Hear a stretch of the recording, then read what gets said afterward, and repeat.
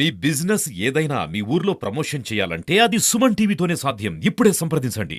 ఈరోజు పల్నాడు జిల్లాలో ప్రత్యేకించి నర్సరావుపేటలో వైఎస్ఆర్ పార్టీ రాజకీయ నాయకులు ఒక గూండాలుగా వ్యవహారం నడుపుతారు.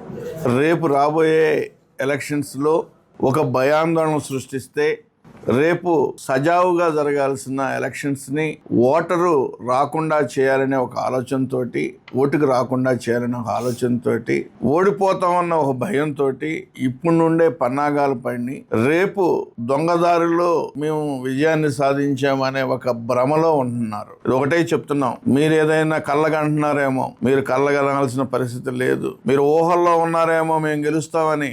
రేపు ఆంధ్రప్రదేశ్లో తెలుగుదేశం పార్టీ కూటమి అధికారంలోకి వస్తుంది. ఈ రోజు ఎవడైనా తప్పుడు నడక నడవాలనుకుంటే తగిన గుణపాఠం చెప్పడానికి సిద్ధంగా ఉన్నారు. ప్రతి దాన్ని ఒక కౌంట్ గా తీసుకొని ముందుకెళ్ళడానికి సిద్ధంగా ఉన్నారు. నిన్న మా 6వ ward party president Mohan Rao గారు కుటుంబ సభ్యులపై దాడి, ఇంటికెళ్ళి మరి ఇది నీచమైన చర్య. కుటుంబ సభ్యులపై దాడి చేయటం అనేది ఎంతవరకు కరెక్ట్ అనేది నేను ప్రశ్నిస్తున్నాను.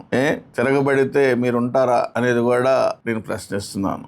ప్రజాస్వామ్య విధానాల్లో, ప్రజాస్వామ్య పద్ధతుల్లో ఓ పద్ధతి ప్రకారం ఈరోజు ఎన్నికల కమిషన్ మరి ఈరోజు యంత్రాంగాన్ని కూడా, రక్షణ యంత్రాంగాన్ని కూడా ఈరోజు దించింది. నేను ఎన్నికల కమిషన్ కూడా మళ్ళీ ఒకసారి విజ్ఞప్తి చేస్తున్నాను. ప్రతి బూత్ లెవెల్లోనూ, ప్రతి బూత్ పరిసర ప్రాంతాల్లోనూ కూడా రక్షణ కార్యక్రమాలు చేపట్టాలనే దాని మీద కూడా ఈ సందర్భంగా రిక్వెస్ట్ చేస్తున్నాం. ఇక్కడే కాదు, మొన్న పోస్టల్ బ్యాలెట్ దగ్గర కూడా జరిగిన ఒక ఇన్సిడెంట్ కూడా మనం ఆలోచించాలి. ఆ రోజు వెంకటరావు గారి మీద కూడా కారు అద్దాలు పగలబడటం కూడా జరిగింది, ధ్వంసం చేయటం జరిగింది, కార్యకర్తలపై దాడి జరగడం కూడా జరిగింది.